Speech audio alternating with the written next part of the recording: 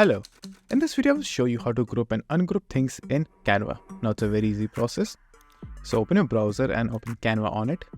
Now this will open any one of your project.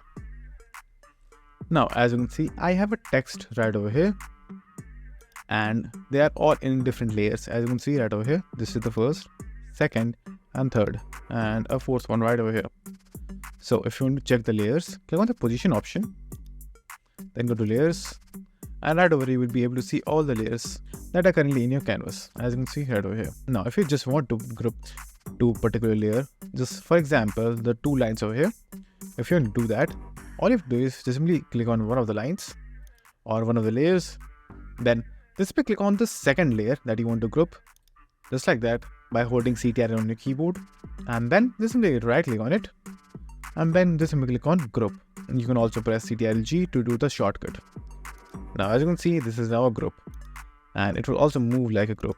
So if I just simply move any one of the lines, you will see that both of the lines are now moving because they are both grouped. Now to ungroup them, again you will have two options. So click on the grouped item first and you will have the big option of ungroup. If you click on this option, it will be ungrouped. Or go to the layer option and you can just simply click on the three dots over here and then you can press ungroup. It will do the same thing. You can also group and ungroup item directly from the canvas over here. So let's say for example, the name over here and the name at the bottom. Just simply hold shift on your keyboard and choose both of them just like that.